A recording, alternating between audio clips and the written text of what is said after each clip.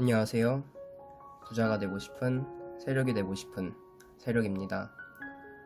영상을 시작하기 이전에 오늘 지수가 되게 많이 빠졌더라고요.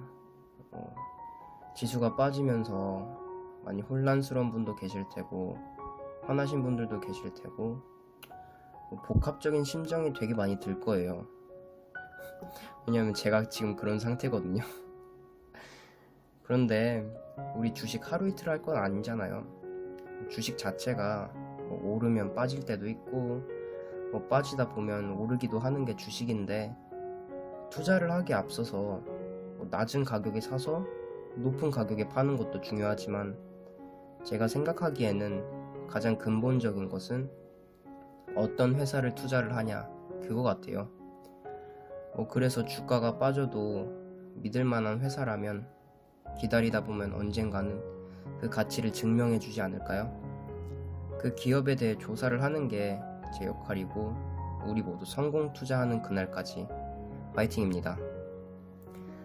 자, 오늘 기업 분석을 시작하도록 하겠습니다. 오늘 소개해드릴 기업은요, 초록뱀이라는 기업이에요. 초록뱀이라고 하면 대표적으로 방송 프로그램 사업 부문이 유명하다고 하죠. 다들 아시다시피 한창 핫했던 펜트하우스라는 드라마를 제작한 곳도 여기라고 합니다.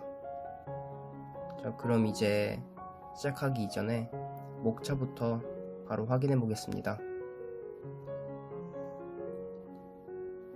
목차 부분을 보시게 되면 상당히 간단하죠? 간단한데도 왜 계속 올려드리냐 이러실 수도 있는데, 그래도 전체적인 틀이 어떻게 잡혀 있고 또 시작하기에 앞서 가장 기본적인 것이라고 생각이 들어서 계속 올려드리는 거고요. 첫 번째로는 이제 초록뱀에 관한 사업 내용을 설명해 드릴 거예요. 다들 주식에 대해서 관심이 있으신 분들은 아시겠지만, 그래도 나름 많이 찾아보고 요약을 했습니다. 두 번째로는 재무제표에 대해서 설명을 드리려고 해요. 저도 전문가는 아니지만 그래도 조금이라도 도움이 될까 얕은 지식으로 재무제표를 분석해 보았습니다. 세 번째로는 공시와 뉴스에 대해서 설명을 드리도록 할 건데요. 이 부분도 여러분들께 많은 도움이 되었으면 합니다. 그리고 이번부터는 이제 결론 부분을 생략해 보았는데요. 아무래도 여러분들께 분석을 해드리는데 제 개인적인 생각이 들어가면 안 될 것 같아서 이번 영상부터 빼도록 하게 되었습니다. 자, 그럼 이제 본격적인 사업 내용으로 들어가 볼까요? 초록뱀 사업 내용을 살펴보도록 하겠습니다. 일단 이 초록뱀이라는 기업 자체는 이제 인간을 위해 살아있는 숨쉬는 디지털이라는 컨셉을 바탕으로 하는 기업이라고 합니다. 초록색이라는 색깔이 환경 친화적인 색깔이다 보니 좋은 모토를 가지고 만든 회사 같아요. 일단 이 회사는 크게 5개의 사업을 하고 있어요. 방송 프로그램 사업 부문부터 매니지먼트 사업 부문, 부동산 사업 부문과 투자 사업 부문, 그리고 외식 사업 부문, 이렇게 5개의 사업 부문을 하고 있는데요. 이제 방송 부문이 48.26%, 그리고 매니지먼트는 5.1%, 부동산 같은 경우에는 4.56%며 투자 사업은 이제 아직 없다고 하네요. 그리고 외식 사업 부문이 42.08%로 다 합쳐서 총 100% 이렇게 하고 있는데요.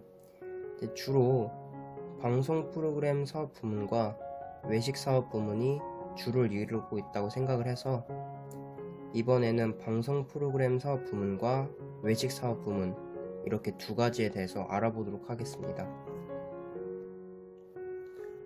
방송 프로그램 사업 부문에 대해 설명드리기 앞서 일단 산업의 특성이 어떤지 먼저 설명드려 볼게요. 업계의 현황으로는 한류 열풍의 핵심 컨텐츠인 방송 영상 산업에는 IT 산업의 발전에 따라 소프트웨어의 중요성이 강조되는 최근 경제 흐름을 반영할 때 일반적인 제조업과는 달리 국가 경제의 근간을 이루는 기간 산업으로서의 의미가 있으며, 또한 컨텐츠 제작에 따른 간접 광고, 제작 지원, 스타 마케팅, 해외 판매 및 음원 사업 등으로부터 부가 사업 전개가 가능한 사업이라고 하네요. 말이 되게 어려운데 한류 열풍으로 그냥 한마디로 나라를 대표하는 드라마를 만들고 있다, 뭐 이런 것 같아요. 산업의 성장성 같은 경우에는 방송 영상 컨텐츠인 드라마, 시트콤, 예능 및 버라이어티 프로그램은 지상파 3사와 케이블 TV나 종합편성 채널의 주요 근간 컨텐츠로 2011년 이후 매년 비약적인 성장세를 이루고 있으며, 다양화된 플랫폼의 등장으로 사업 규모가 점차 성장하고 있다고 합니다. 초록뱀이라는 기업을 보시게 되면 TV 드라마 제작을 중심으로 하는 콘텐츠 제작 사업과 드라마 콘텐츠를 기반으로 하는 각종 부가 사업을 수행하고 있다고 한데요. 여기서 부가 사업에는 이제 OST, 컬러링, 캐릭터 상품이나 테마파크 개발이 있다고 하네요. 자, 그럼 이제 이 회사가 아무래도 드라마를 만드는 회사이다 보니까 어떤 드라마를 만들고 또 대표작으로 뭐가 있는지에 대해서 이제 말씀드려 보도록 할게요. 우선 거침없이 하이킥과 지붕 뚫고 하이킥, 또 사진에는 없지만 하이킥 짧은 다리 역습을 제작하였어요. 여기서 되게 웃겼던 게, 하이킥에 나왔던 정준하 씨가 무한도전을 찍고 있던 당시에 노홍철 씨에게 초록뱀 기업을 추천해줬다가 또 많은 손실을 보게 되었다는 유명한 썰이 있는데요. 물론 이렇게 잘못된 시기에 주식을 사게 되면서 많은 손실을 입게 되었지만 3년만 더 기다렸더라면 2배에 가까운 수익을 낼 수 있었던 게 참 아쉽더라고요. 물론 주식이 떨어지게 되면 이 공포감에 대해서 자신의 마음대로 안 되는 것은 사실이지만, 여기서도 주식은 타이밍도 중요하지만 좋은 기업을 골라야 한다는 점과, 또 좋은 기업은 언젠가는 그 가치를 증명한다는 사실을 또 한번 느끼게 되었습니다. 다음으로는 올인이라는 드라마입니다. 이병헌 씨와 송혜교 씨가 주연으로 나왔던 드라마인데요. 그 당시에 엄청난 히트를 쳤던 작품이죠. 또 얼마나 유명했으면 올인 세트장까지 지어졌더라고요. 저도 올인 세트장에 가서 막 신기해하면서 보고 왔던 기억이 있습니다. 자, 다음으로는 추노가 대표작으로 있습니다. 이 드라마의 경우에는 조선시대 노비사냥꾼에 대한 내용으로 임재범 씨의 노래가 OST로 나와서 많은 인기가 있었던 것으로 기억이 돼요. 그리고 대망의 마지막, 바로 펜트하우스죠. 최근에 나온 대표작으로 이제 펜트하우스의 경우에 너무 인기가 많아서 시즌2로도 나오게 되었는데요. 정말 앞으로 많은 기대가 되는 드라마입니다. 이 외에도 많은 다른 좋은 대표작들이 있지만 일단은 이 정도만 살펴보았고요. 정말 이렇게만 봐도 초록뱀이라는 기업이 이름만 들어도 알만한 많은 좋은 드라마를 제작했다고 생각이 듭니다. 자, 그럼 이제 다음으로 외식 부문에 대해서 살펴보도록 하겠습니다.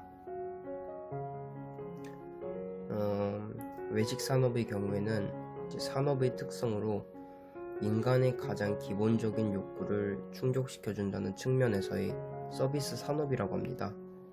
또 성장성의 경우에는 해마다 꾸준히 상승하고 있다고 하는데요.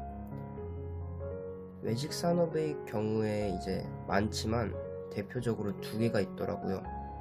하나는 이제 후라이드 참 잘하는 집이라는 치킨 전문점과, 두 번째로는 세상의 모든 아침이라는 레스토랑이 있다고 합니다. 후라이드 참 잘하는 집의 경우에 외식계, 이제 외식 산업이죠. 42.05% 중에서 35.57%를 차지하고 있었습니다. 저도 몇 번 먹어봤는데 맛있더라고요. 또 후라이드 참 잘하는 집이 이제 초록뱀 기업거였다는 사실이 또 새롭게 다가왔고요.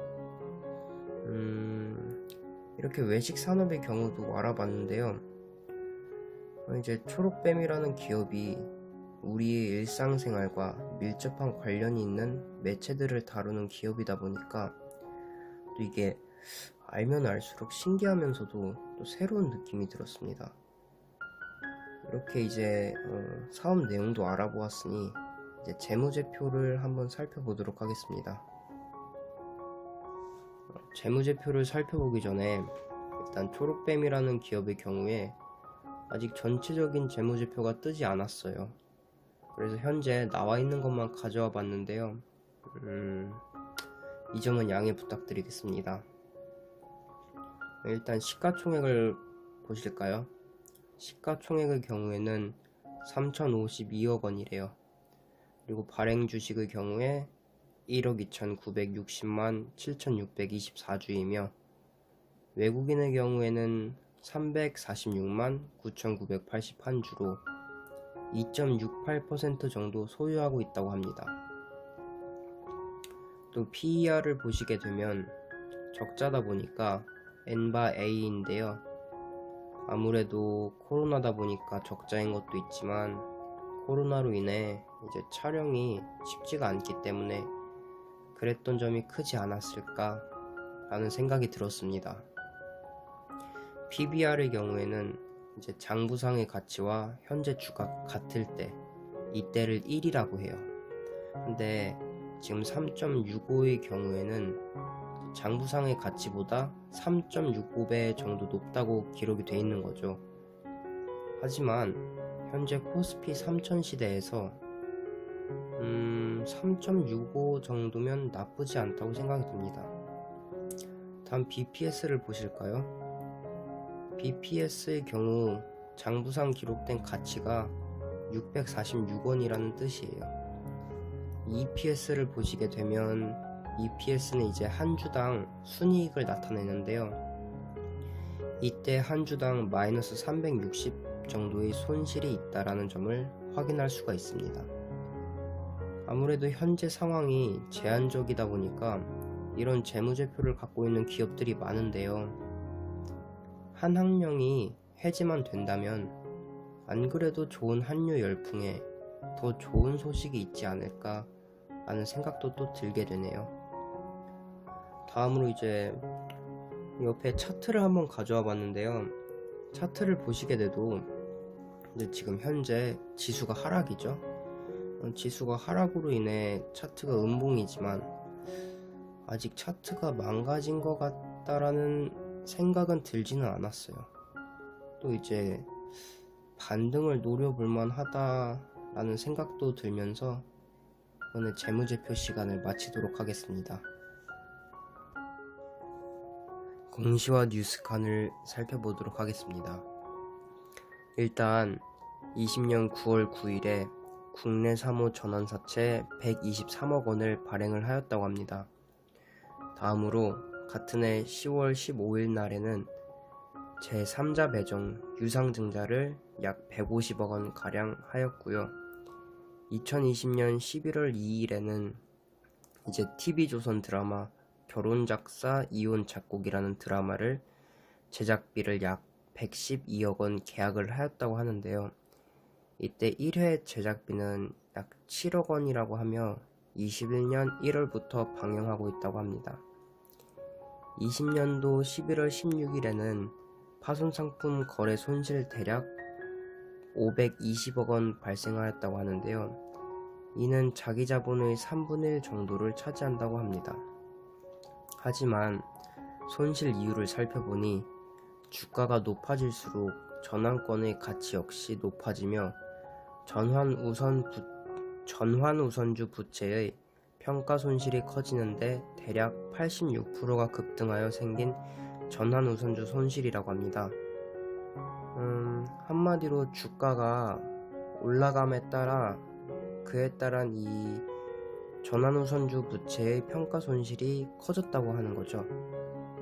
자, 다음 2020년 11월 18일부터 2021년 1월 18일까지 계속 전환가액이 조정이 되어 왔는데요.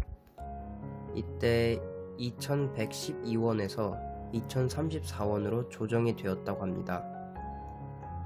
마지막으로 2021년 2월 19일에 나온 공시로는 영업이익은 코로나로 인해 줄어들었지만 주가가 올라감에 따라 자산 총계는 1865억 원에서 3067억 원으로 증가했으며 그에 따라 부채도 782억 원에서 1616억 원으로 증가하였습니다. 또 자본금의 경우에도 418억 원에서 642억 원으로 증가함에 따라 회사의 규모가 더 커졌다는 사실을 알게 되었습니다. 자, 이렇게 공시와 뉴스란도 어느덧 마무리가 되었는데요. 어떻게 조금이라도 도움이 되드릴까 하여 이렇게 가져와 봤는데, 혹시라도 도움이 되셨다면 구독과 좋아요 한 번씩 부탁드리겠습니다. 또 요즘 장이 예전만큼 시원시원하지 않아 많이 힘드실 것 같은데요. 매번 장이 좋을 수도 없고 매번 장이 나쁠 수도 없다라는 점 말씀드리고 싶습니다. 다들 고생이 많으신데 다같이 성공 투자하는 그날까지 이상 부자가 되고 싶은 세력이 되고 싶은 세력이었습니다. 감사합니다.